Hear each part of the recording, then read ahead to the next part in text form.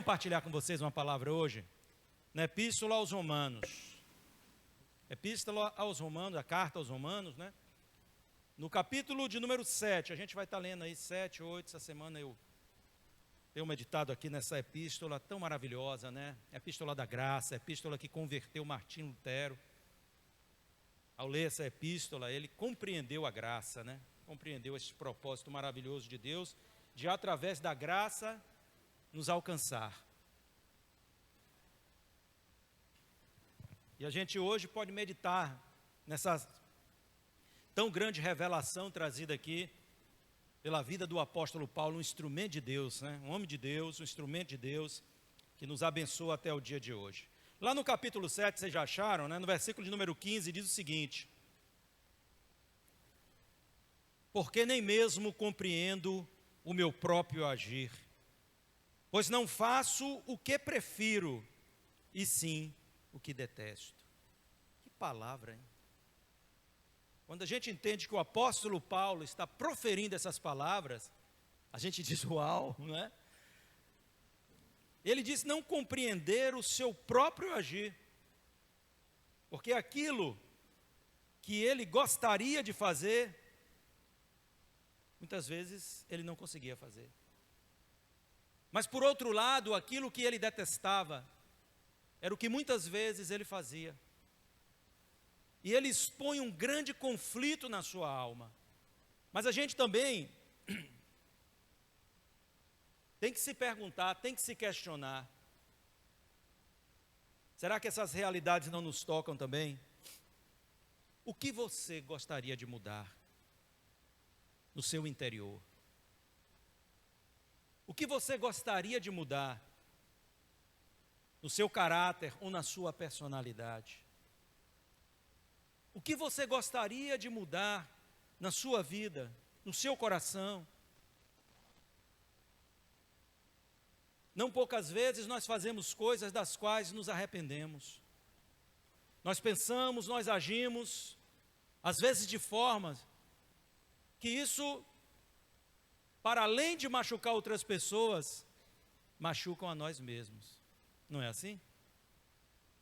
Às vezes não acontece de você falar coisas que você sabe que não deveria ter falado, ou agir de forma como você não deveria ter agido. Você também não experimenta essa oposição na sua natureza, em que você deseja fazer a vontade de Deus. Você racionalmente compreende isso, que é necessário e você deseja fazer a vontade de Deus, mas que também há no seu corpo uma natureza que está em oposição a você. E quantas vezes nós reincidimos em coisas que sabemos que não são agradáveis ao coração de Deus? Quantas vezes a gente manifesta esta face, esta natureza que ainda habita em nós, no nosso corpo mortal, esta inclinação que não é segundo a vontade de Deus. Todos nós passamos por isso, é assim ou não é? Eu acredito que Paulo, ao se referir a um domínio dos seus sentimentos nesse contexto aqui, ele diga que ele está falando que ele, no âmbito da lei, quando ainda um judeu dedicado à lei de Moisés, ele não tinha a menor possibilidade de vencer esta natureza que o dominava. Essa natureza que predominava sobre suas ações. Quantas pessoas, muitas vezes, por alguma atitude, um momento, um impulso, amargam o resto de suas vidas. É aquele momento em que você faz aquilo que não deveria fazer. E você vai levar este peso com você o resto de sua vida.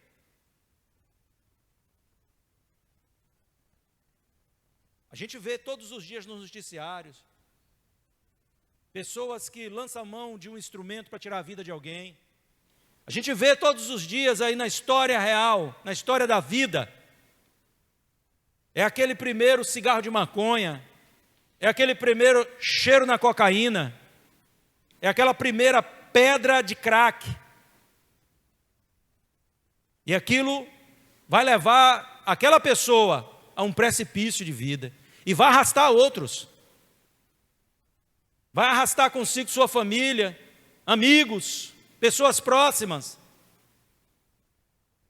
Se você conversa com uma pessoa dessa, eu não sei se você já teve a experiência de ir em um centro de recuperação, pregar em um centro de recuperação, ou pelo menos dar uma palavra ali de consolo a uma daquelas pessoas. Você sabe o que marca a vida de todos eles? O arrependimento. Se eles pudessem voltar atrás, se eles pudessem retroceder o relógio da vida, eles assim o fariam. Porque as coisas acontecem de uma forma muito rápida. E às vezes a gente nem se apercebe. Mas não são só essas atitudes que nos levam a uma dependência, ou a praticar um crime, ou qualquer uma dessas coisas. É claro que essa natureza está impulsionando pessoas ao pecado, porque ela é uma natureza subjugada pelo pecado. Mas existem também aquilo que às vezes pode parecer de menor monta para a sociedade, mas que você sabe o quanto é ruim você fazê-lo. Quando você fere pessoas que te amam. Quando você fere pessoas que você jamais queria ferir. Quando você faz coisas que na verdade não é a sua vontade fazer, mas existe uma força em você operando, que te leva a fazê-lo e a reincidir. E você às vezes se levanta e diz, não, mas eu vou agora, e caminha um pouco, aí vem outro tropeço, ali, aqui, acolá. Quantas pessoas às vezes chegam para a gente para falar sobre essas coisas, né? Olha, eu caí de novo nessa área, aconteceu de novo isso comigo. E a gente sempre tem que estar levando. Quando nos congregou um rapaz que ele vinha de um vício de drogas, né? E de vez em quando ele ainda rescindia, até que ele foi completamente liberto. Um dia ele apareceu lá na igreja, ele estava no Caboatã, e ele falou, pastor, eu me droguei essa noite. Não é? E aí eu tive que conversar com ele, porque para ele, aquilo ali foi assim algo que estava determinando quem ele era. E eu disse, o seu tropeço não te determina, mas sua decisão da agora para frente. E eu desenhei assim um gráfico para ele, eu disse, o gráfico da vida não é pautado por uma ascendente constante na vida de ninguém. A gente vai subindo com Cristo, mas a gente pode ter aquele gráfico pender para baixo, mas depois você vai subindo de novo. O mais importante é você avaliar o período e saber que quando você começou, você estava no zero e agora você está crescendo. Mesmo que aconteçam esses percalços na vida, mas aquilo feriu ele, aquilo machucou ele. E a gente sente, quando a pessoa diz, o que eu desejo fazer, eu não consegui fazer. Mas aquilo que eu não desejava fazer, eu acabei fazendo. Aqui por uma força de uma dependência química que ainda dominava esta pessoa. Graças a Deus, hoje ele é um missionário. Mas, às vezes, não é pela força de uma dependência química, mas de um impulso da sua natureza. Quantas pessoas gostariam de ter uma natureza diferente? E eu digo a você que a sua natureza, não há problema nenhuma nela. Você talvez precisa refrear a sua natureza, mas quantas pessoas gostariam de ter uma natureza diferente, não é? Dizer assim, eu queria ser uma pessoa mais ativa, eu gostaria de ser uma pessoa, mais presente, eu gostaria de ser assim, eu gostaria de ser expansivo. O outro já é expansivo demais e diz, eu gostaria de ser mais comedido, eu gostaria de ser mais refreado. E essas pessoas, essas coisas às vezes confrontam conosco, né? Sem falar os nossos problemas de caráter. E por que os nossos problemas de caráter? Porque o nosso caráter é fruto de um meio, onde nós fomos criados, há influências que se derramam sobre o nosso caráter. Se você cria uma pessoa num ambiente de violência, ele tem uma tendência muito maior de se tornar uma pessoa violenta do que uma pessoa que foi criada num ambiente pacífico. E essa pessoa, às vezes, ela naturalmente aflora aquela violência nela, aquele revide, aquele se bater vai levar dois, sabe? Pisar no pé, eu vou pisar de volta e vou pisar com força. Faz parte do caráter. A construção do caráter da pessoa através das influências, de alguma forma, alguém derramou sobre ele quando criança ainda, provavelmente, uma porção dessa característica violenta. É por isso que quando você orar pelos seus filhos, ministrar sobre eles e abençoar eles, você deve dizer sempre, olha, Senhor, transfere tudo de bom. A gente não ora até quando a gente está ordenando uma pessoa, num casamento, transfere tudo de bom. Mas aquilo que não é de bom em nós, e temos algumas falhas, isso não transfere, não. Não é porque você é tacanho que seu filho precisa ser. Ele pode ser melhor do que você. Não é porque você é bravo, seu filho precisa ser. Ele pode ser melhor do que você. E é isso que nós queremos para os nossos filhos. Mas voltando aqui para a realidade e a situação de Paulo, ele coloca dessa forma a sua vida. Mas nós, mesmo com a natureza que temos hoje em Cristo Jesus, a Bíblia diz que aquele que está em Cristo é uma nova criatura. As coisas velhas se passaram, eis que tudo se fez novo. Isso da perspectiva espiritual, da mudança do nosso coração, da mudança do nosso exterior, lá em 2 Coríntios capítulo 5, verso 17. Em relação a esta nova vida, isso é instantâneo. Mas existe também uma realidade que é exposta na palavra, que as mudanças do nosso caráter, elas serão construídas passo a passo. Quando o apóstolo Paulo diz lá em Romanos capítulo de número 12, versículo 2, mas não vos conformeis com este mundo, antes renovai-vos pela transformação do vosso entendimento, para que vocês possam compreender qual é a boa, perfeita e agradável vontade do Senhor. Vontade de Deus, você vai aprendendo aos poucos e vai mudando aos poucos. Mas mesmo tendo essa transformação, existe uma natureza pecaminosa em nós. E nós só seremos libertos completamente dela no dia em que formos levados para a eternidade. Enquanto nessa terra, você nunca será perfeito. Isso não quer dizer que você viva sobre o jugo do pecado ou dominado pelo pecado.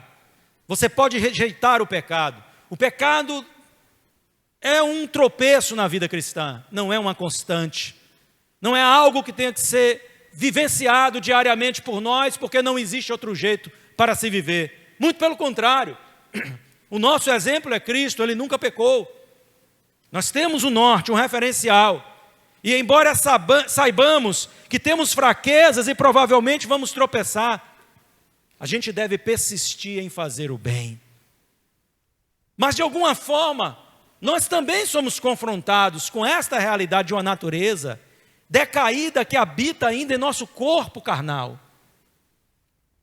Se o nosso espírito está recriado e temos a consciência e o desejo de fazer toda a vontade de Deus para a nossa vida, tudo aquilo que nos manda a sua palavra, tudo aquilo que nos determina o Senhor, por outro lado, seria negar a própria palavra e dizer que não temos inclinações carnais e pecaminosas, e que estas mesmas inclinações, por vezes, nos levam a viver e a agir de certa forma que nos machuca, porque nós sabemos que isso não é bom. Nós sabemos disso. Estava essa semana meditando nessa palavra de Paulo e pensando, se ele coloca a coisa da perspectiva de quando ele não era uma pessoa transformada pelo poder de Deus, está correto. Porque o homem natural é dominado, pelo pecado. Mas também se ele coloca isso dentro da perspectiva de que mesmo sendo uma pessoa transformada pelo poder de Deus, ainda existe fraquezas nele, ele também está correto. Porque tanto eu quanto você tem que realmente concordar com essa realidade de que existe fraquezas em nós. E às vezes nós, até nos pensamentos, né, a gente tem que estar vigiando, se policiando. Mas conquanto isso é uma realidade, na nossa vida terrena ainda, essa dubiedade, essa luta interior. Quando Paulo escreve aos Gálatas, lá no capítulo 5, ele vai falar sobre essa luta do espírito contra a carne. A carne desejando levar você ao pecado, à transgressão, e o Espírito Santo tentando conduzir você à vontade de Deus, ao querer de Deus, a uma vida frutífera no Senhor. E o fruto do Espírito é amor, paz, longanimidade, fé, temperança, mansidão, domínio próprio. Não é? Está escrito lá coisas como essa, que não existem penalidades para ela, mas a aprovação de Deus. Mas as obras da carne também diz lá, que são impureza, lascívia, dissensões, rivalidades, facções, e tantos outros, idolatrias, feitiçarias. Está tudo lá registrado na palavra do Senhor. E por que Paulo escreve para uma igreja para dizer isso? Porque Paulo sabe que existe uma guerra, uma batalha em nossos membros. Charles Spurgeon, em um dos seus sermões, ele fala sobre essa luta, e ele diz que não há a menor possibilidade de nós triunfarmos se não for pela obra da graça. E ele coloca, né, a sua própria condição em relação a isso. Como é a sua luta? Se enchendo de Deus, permanecendo na presença, mas se por alguma razão ele se permitir não estar buscando a Deus em todo o tempo, o que é que acontece? Logo vem a sedução por aquilo que não é a vontade de Deus. E às vezes a gente fica pensando, eu não entendo por que eu faço isso. Eu não entendo por que eu caí de novo. Eu não entendo por que eu voltei à pornografia. Eu não entendo por que eu voltei à mentira. Eu não entendo por que eu voltei a fazer isso. Eu não entendo por que eu voltei a fazer aquilo. Eu não queria. Eu tenho vontade, eu tenho um prazer em fazer as coisas de Deus. Mas existe uma guerra nos meus membros que está me conduzindo a uma outra realidade. Nós lemos o versículo de número 15, onde Paulo diz, do capítulo 7 de Romanos, porque nem mesmo compreendo o meu próprio modo de agir, pois não faço o que prefiro, e sim o que detesto. Ora, se faço o que não, aqui eu estou lendo já o 16 e a seguir, o que não quero, concordo com a lei que é boa. Neste caso, quem faz isso já não sou eu, mas o pecado que habita em mim. Porque eu sei que em mim, isso é, na minha carne, não habita bem nenhum. Pois o querer, o bem, está em mim, mas não realizá-lo. Porque não faço o bem que eu quero, mas o mal que não quero, este faço. Mas se eu faço o que não quero, já não sou eu que faz, e sim o pecado que habita em mim. Assim encontro esta lei. Quando quero fazer o bem, o mal reside em mim. Porque segundo o homem interior, tenho um prazer na lei de Deus. Mas vejo nos meus membros outra lei, que guerreando contra a lei da minha mente, me faz prisioneiro da lei do pecado que está nos meus membros. Miserável homem que sou, quem me livrará do corpo desta morte? Isso é uma pergunta. Rapaz, isso é tremendo, né? Ele está dizendo aqui, a lei revela o meu pecado. É isso que ele quer dizer. Ele diz, eu não sabia que o pecado existia se não houvesse uma lei que me dissesse, se você fizer isso, você está transgredindo. E à medida que eu faço, eu compreendo que eu estou transgredindo. Então a lei é boa. O miserável aqui sou eu, que não consigo cumprir a lei de Deus. Não consigo. É isso que ele está querendo dizer aqui. O problema não é a lei, o problema sou eu. E quantas vezes nós sabemos que somos o problema, nós sabemos que somos realmente aquele que está causando a própria dor que existe em nós, com essas todas as inclinações aí que nós às vezes temos e precisamos resistir firmes a isso, para que a gente não venha sucumbir. É assim ou não é? Às vezes é o orgulho que aflora, né? Falaram alguma coisa para você e você já está nariz nas alturas. Comigo não, eu não aceito. Não aceito. Uau! O orgulho está na base de todo o pecado, desde a queda do diabo. Todo pecado tem este alicerce do orgulho. Terrível. É o orgulho, é a vaidade. É aquela coisa que a pessoa quer ser melhor, quer aparecer, quer estar em evidência. Tudo isso se torna uma oposição à vontade de Deus nas nossas vidas. E ninguém, absolutamente ninguém, escapa dessas lutas interiores.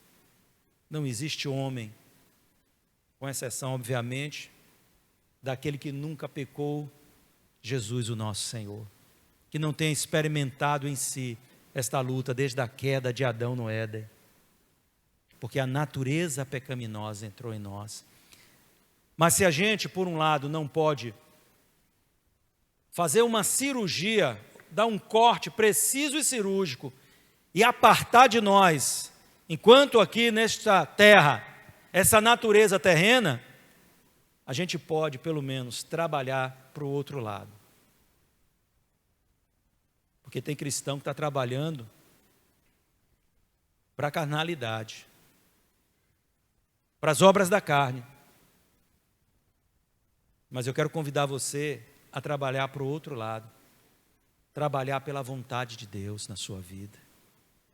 Trabalhar pelo Espírito Santo, para que Ele tenha o domínio da sua vida. Quem está te dominando hoje?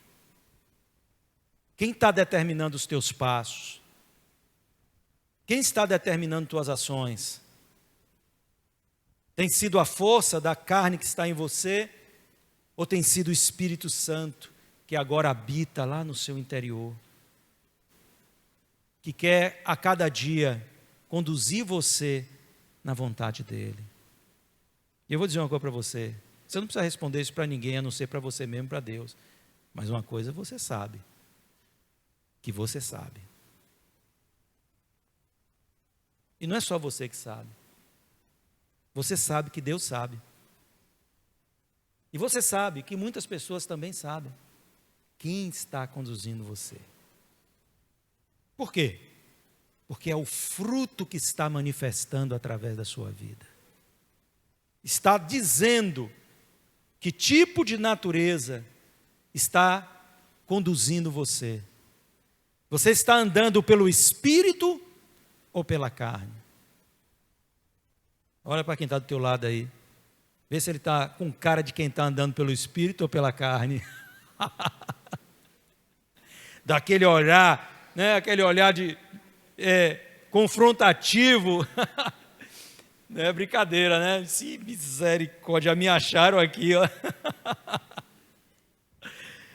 Nós precisamos, irmãos, compreender aquilo que a palavra de Deus nos revela, porque Deus nos quer conduzir pelo seu Espírito, e Deus nos quer encher do seu Espírito, para que tenhamos uma vida na dimensão da vontade de Deus.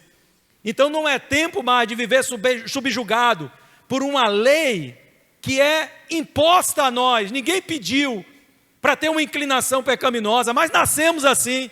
O próprio Davi, ele diz, em pecado me gerou a minha mãe, né? Ele não está dizendo que a mãe dele gerou ele por um ato de adultério, qualquer coisa desse tipo, não. Ele está falando da sua própria natureza. Ele está falando que ele nasceu no pecado, porque existe uma genética do pecado, como Paulo bem fala aqui na sua epístola, né? Que é transmitida de Adão. E todos os seres humanos nasceram contaminados pelo pecado. O pecado existe dentro de você. Na vida de uns eles dão mais frutos, no outros menos frutos, porque as pessoas não gostam de ser comparadas, né? Mas tudo é de uma mesma essência. A água vem de uma mesma fórmula, não importa a quantidade. Tem gente cujo pecado é um oceano. Talvez o seu fosse uma lagoa, mas não deixava de ser pecado. Essa é a grande questão. Não é porque pessoas aí na história da humanidade foram responsáveis por vitimar, por matar, por, sabe, estar assim, produzindo um mal de uma grande escala, que você não pode, você vai dizer, eu não sou comparável a essa pessoa. Não na atitude, mas na essência sim, porque o pecado está em você. A natureza pecaminosa vem em nós, por tabela, e só a graça do nosso Senhor Jesus Cristo. Por isso que Paulo vai dizer aqui no versículo 25, graças a Deus por Jesus Cristo nosso Senhor. Eu dou graças a Deus por Jesus, porque de nenhuma outra forma, esta força e este poder dominador do pecado, ele me deixaria em paz, se não fosse pela obra de Cristo. E mesmo que agora eu tenha que me esforçar, mas eu sei que eu posso ser em Cristo mais do que vencedor. Eu não preciso pecar. Isso não quer dizer que eu nunca vá pecar. Mas isso quer dizer que essa força não está em mim. Mas quando a gente faz algo que produz o que é ruim, que nos angustia, a gente sabe que esta força está aflorando em nós. Porque o sinal vermelho, ele antes de acender do lado de fora, ele acende em nosso coração. É assim ou não é? Esse stop aí do Espírito Santo e diz, calma lá. Não é por aí que eu quero conduzir você. Eu quero conduzir você por um caminho diferente. Por quê? Porque essa natureza carnal, ela produz a morte, a condenação e a morte. E nós não podemos nos deixar vencer por ela, né? Nós precisamos ir adiante. Aí Paulo entra aqui para falar sobre aquilo que é a única forma de nós estarmos resistindo ao pecado. A partir do capítulo de número 8, ele vai falar sobre algumas coisas extremamente importantes. Como que a gente pode aprender a resistir a isso? E ele vai nos dizer que existe agora uma lei operando em nossa vida, que é mais forte do que a lei do pecado. É mais poderosa. O apóstolo João diz lá na sua primeira epístola, maior é aquele que está conosco do que aquele que está no mundo. Tudo aquilo que está no mundo não pode ter uma prevalência sobre aquele que habita o seu coração. E ele começa a falar aqui sobre essa condição que nós temos agora de libertação por Jesus Cristo. Agora, pois, já não existe nenhuma condenação para os que estão em Cristo Jesus. Olha, ele não está falando aqui que não existe nenhum pecado. Ele não está falando aqui que não existe nenhuma acusação, porque o diabo é acusador, e porque nós somos falhos, e aqui ou ali vamos tropeçar. O que ele está dizendo aqui é que não existe mais aquela condenação.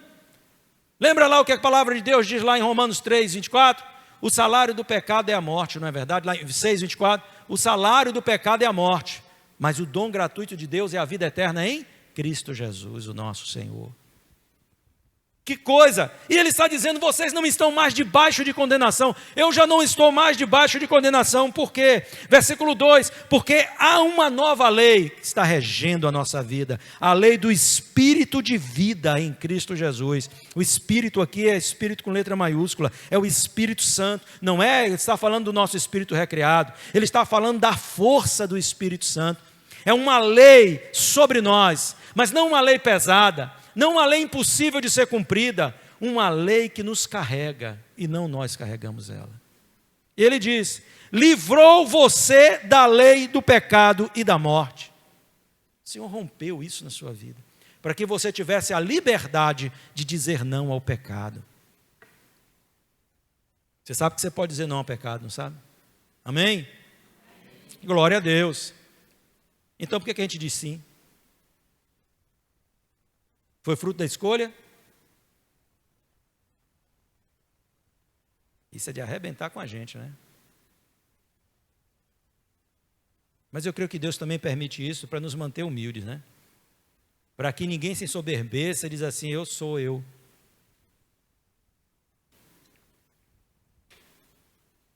Então Deus está mostrando, mesmo agora, você depende totalmente da minha graça.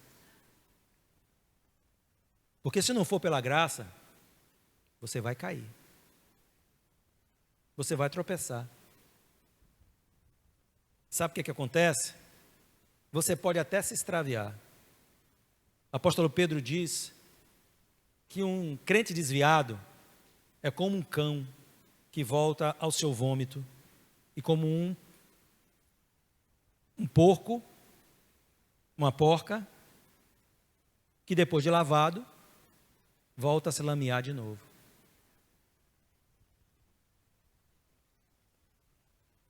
Isso é horrível, né? Ainda bem que você tem cara de ovelha e não de porco, né? Nós somos ovelhas de Jesus, graças a Deus. Mas olha que coisa terrível. E é assim mesmo, quando você vai ver, o sujeito parece que está pior do que era antes de ter uma experiência com Cristo, porque se desviou dos caminhos do Senhor. Fez uma opção completamente errada. E ele está dizendo aqui, olha, vocês não estão mais debaixo desse jugo. Vocês não estão mais debaixo de uma condenação do Senhor. Então Paulo está afirmando, não que nós não tenhamos falhas, fraquezas, que não existam acusações da parte do diabo que venha a você para dizer, está vendo que você não consegue?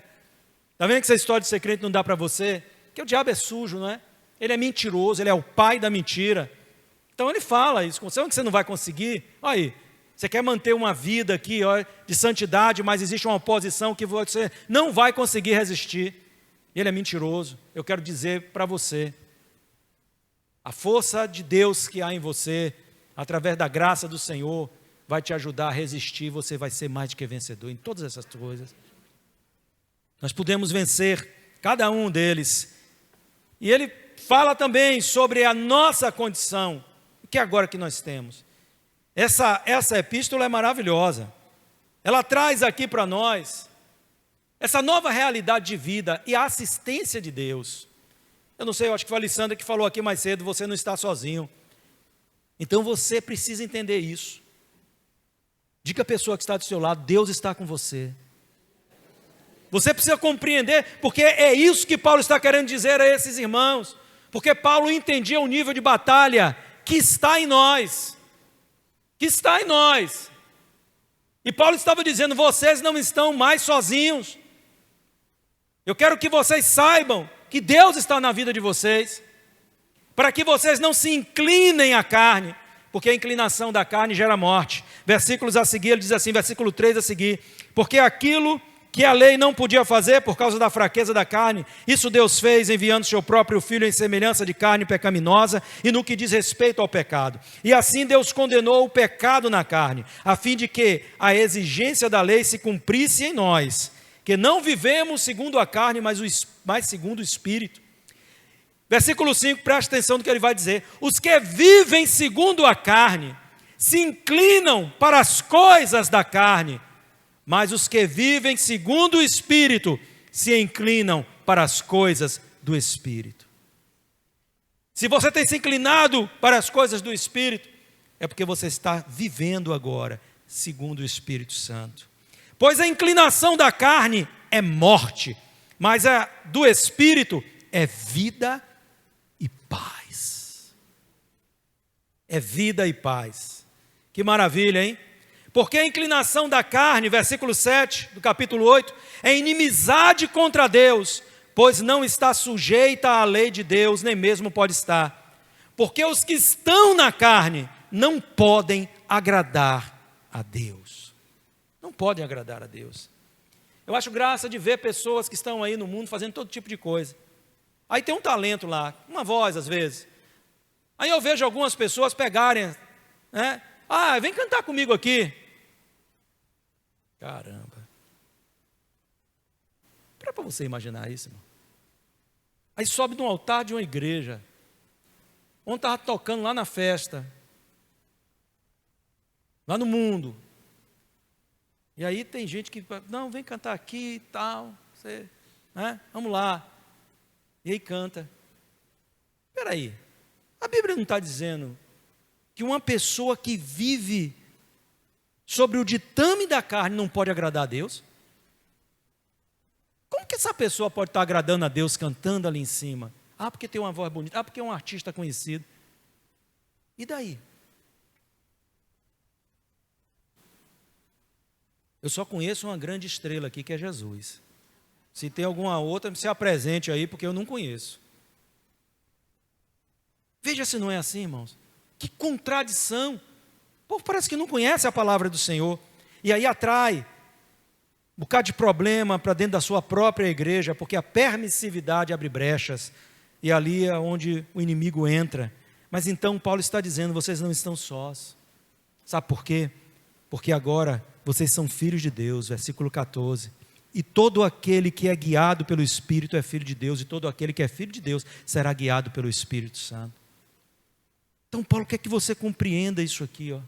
Deus quer que você compreenda isso, que o Espírito Santo vai conduzir a sua vida, vai nortear você, vai demandar de você aquilo que é o desejo do Pai, mas vai conduzir você à possibilidade de você viver segundo o coração de Deus, e não segundo a vontade da sua carne. Você pode viver assim. O Espírito Santo guia os que são filhos de Deus, e Ele não guia você para um precipício, Ele não guia você para uma tentação. Deus não tenta ninguém, por ninguém pode ser tentado, diz a sua palavra. Ele permite a provação, a luta, mas não a tentação. Quem tenta as pessoas é o diabo. Esse é chamado na Bíblia de tentador. Nosso inimigo, inimigo de Deus.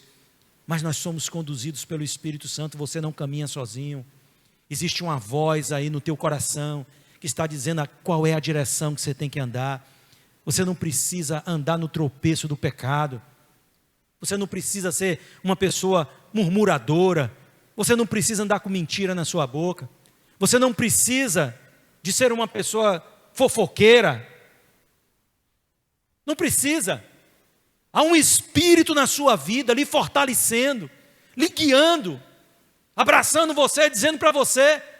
Ou quando você pratica essas coisas, você não ouve aquela voz interior que está dizendo, isso está errado, isso está errado, isso está errado. Não fale, está errado.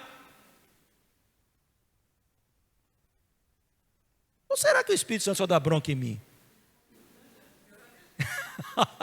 Eu acho que não, né? Eu acho que dá em você também. Porque Ele quer nos conduzir para a vontade de Deus. Mas eu digo, eu não estou só, eu sei que eu posso contar com o Espírito Santo. Essa é a minha esperança, que Ele está aqui, não é? Ele está aqui nos conduzindo, Ele está aqui dizendo, vamos por aqui. A gente diz às vezes, esse caminho é mais complicado. Ele diz, pode confiar, que você vai chegar aonde você deve chegar, aonde você precisa chegar. E a gente vai permitindo que Ele conduza a nossa vida. Ora, irmãos, se eu permito que o Espírito conduza a minha vida, eu não posso, então, achar que eu estou a um passo de uma tragédia na minha vida espiritual. Eu estou a um passo de cair e transgredir mortalmente. Não, de jeito nenhum. Porque nesse tropeço, nesse buraco da estrada, o Espírito Santo vai dizer para mim, ó, por aqui, ó o buraco, presta atenção, rapaz, vamos por aqui, para que eu não tropece. Quantos estão sendo guiados pelo Espírito Santo aí, ó? Eita, meu Deus, eu estou vendo gente que não deu amém aí, ó. Já estou preocupado, eu vou orar aqui por vocês. Não, irmão, mas isso é sério, muito sério. Deixe-se guiar pelo Espírito Santo. O Espírito Santo não leva ninguém para tropeço nenhum. Ele só leva você para o centro da vontade de Deus.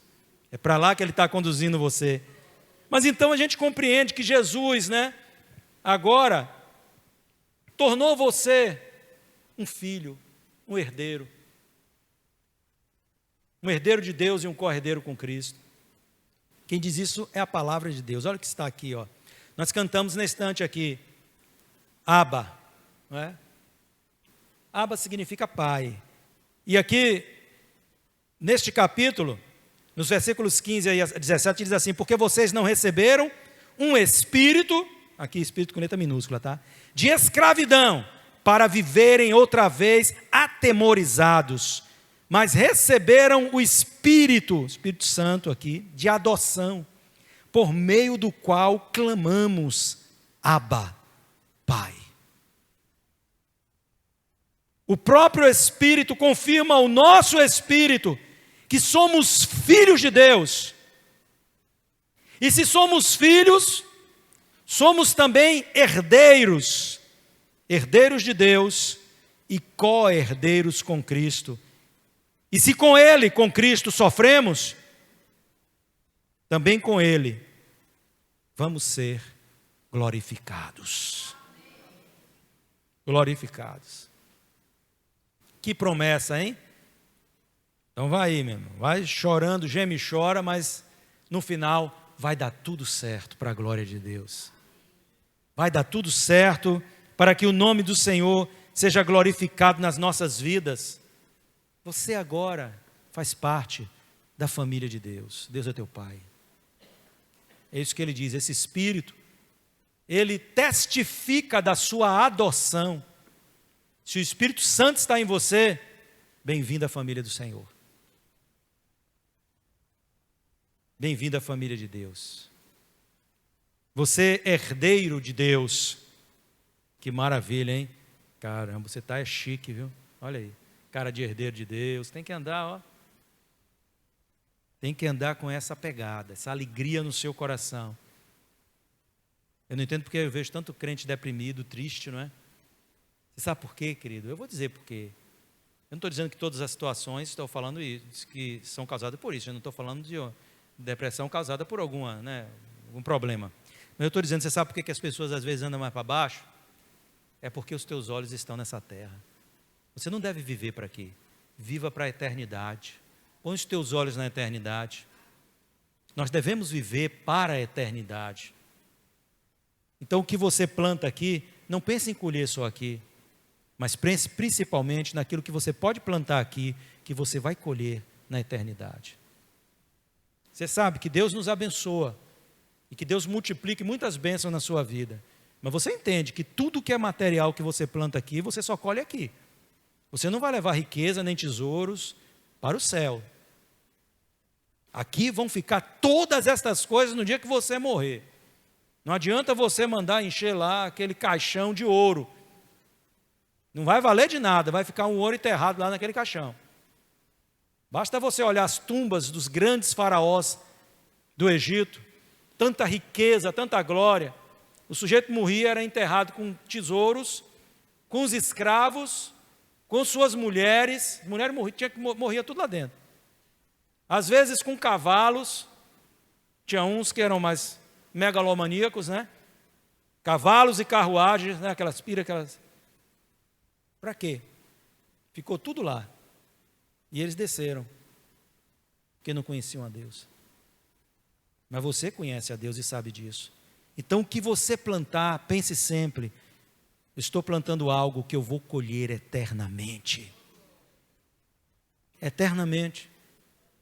Por isso que a gente precisa dedicar a nossa vida às coisas de Deus. Dedicar as nossas vidas às coisas santas. E eu vou dar um pulo aqui, para a gente finalizar. Quando Paulo, então, ele entra no desfecho deste capítulo, e ele está fazendo, então, aqui, ele está construindo o entendimento doutrinário de que não é porque você tem inclinações carnais que você vai ser dominado pelo pecado. A gente já falou aqui, você não tem aquela condenação que te destruía. Deita e não sabe o teu destino. Hoje não. Você deita, dorme e diz, se eu morrer de noite, vou para o céu. Não quero nem saber. Quem quiser que pague as contas. Tem mais jeito mesmo? É assim ou não é? E ele no versículo 31, ele começa a dizer, que diremos, pois, à vista dessas coisas? Se Deus é por nós, quem será contra nós? Vamos repetir isso. Se Deus é por nós, quem será contra nós? Olha que coisa maravilhosa. Aquele que não poupou o seu próprio filho, que é Jesus, mas por amor de nós o entregou, será que não nos dará graciosamente com ele, com Cristo, é claro, todas as coisas? Quem tentará acusação contra os eleitos de Deus? É Deus quem os justifica. Quem os condenará? É Cristo Jesus quem morreu, ou melhor, quem ressuscitou, o qual está à direita de Deus e também intercede por nós. Quem nos separará do amor de Cristo? Quem nos separará do amor de Cristo? Ele diz aqui, será a tribulação? Ou a angústia? Ou a perseguição? Ou a fome? Ou a nudez? Ou o perigo? Ou a espada? Como está escrito, por amor de ti somos entregues à morte continuamente, fomos considerados como ovelhas para o matadouro. Em todas estas coisas, porém, somos mais que vencedores por meio daquele que nos amou. Que palavra, hein? Em todas essas coisas somos mais que vencedores, porque eu estou bem certo de que nem a morte, nem a vida, nem os anjos, nem os principados, nem as coisas do presente, nem do porvir, nem os poderes, nem altura, nem profundidade, nem qualquer outra criatura poderá nos separar do amor de Deus que está em Jesus Cristo, nosso Senhor. Maravilha, irmão. Que maravilha. Paulo está dizendo aqui para eles isso. Vocês não são derrotados nessas coisas. Essas coisas não existem para determinar uma derrota na sua vida, essas inclinações, essas fraquezas, para determinar derrota na vida de vocês, mas para que vocês saibam onde está a vitória de vocês. Onde está a vitória de vocês? O apóstolo Paulo, escrevendo aos Filipenses, no capítulo de número 4, ele vai dizer sobre a sua condição financeira. Quando ele recebe uma grande oferta da igreja de Filipos, ele vai agradecer, mas ele vai deixar uma ressalva. Ele vai dizer o seguinte: eu não estou fazendo esse agradecimento, dando essa palavra de louvor, por causa de mim, mas por causa de vocês. Porque o que vocês estão fazendo vai redundar em bênção na vida de vocês. Mas quanto a mim, entenda uma coisa: eu aprendi a estar farto, aprendi a estar na escassez, vou parafrasear, aprendi a dormir na cama, dormir no chão. Tanto faz. Para mim, eu posso todas as coisas naquele que me fortalece. Ele sabia a fonte, de onde vinha a graça que dava a ele capacidade de passar por todas essas angústias e tribulações, ou passar por um momento de fartura, sem confundir as coisas e permanecer fiel a Deus. Isso é muito importante. E ele diz: eu posso todas as coisas naquele que me fortalece. Aí nós temos um grande jogador que colocou metade da frase lá, né? Tatuou, acho que no seu pescoço aqui atrás: posso todas as coisas. Não pode não. Não é isso que a Bíblia diz. Não é isso que a palavra está dizendo. A palavra está dizendo que nós podemos todas as coisas em Jesus Cristo, nosso Senhor. Na graça dEle, no poder dEle. É aí que nós podemos todas as coisas. É a mesma coisa que Paulo está dizendo, que a nossa vitória não advém de nós mesmos. Você não é suficiente para resistir e obter essa vitória que ele está dizendo aqui, não. Tudo isso é demandado pela graça de Cristo na sua vida. É o favor do Senhor na nossa vida. É por isso que nós estamos em pé. É por isso que nós resistimos. É por isso que você não tropeçou e ficou lá no chão caído. É porque Ele sustentou a sua sorte. É porque Ele te deu estímulo. Então, quando houver uma luta em você, quando houver uma inclinação em você, você tem a graça de Deus para resistir a isso. E ser mais do que vencedor. E se lembre, não é pelo fato de você ser tentado que você está apartado de Cristo. Muito pelo contrário, nada pode separar você do amor de Deus que está em Jesus Cristo, o nosso Senhor. Deixe-se ser guiado pelo Espírito Santo. É tempo da gente tirar o controle de nossas mãos. Eu tenho falado isso com vocês aqui, porque eu estou vendo muita gente demandando a sua vida, muita gente determinando a sua vida, mas hoje você vai entregar controle na mão do Senhor. Vamos colocar em pé, vamos fazer uma oração? Vamos lá.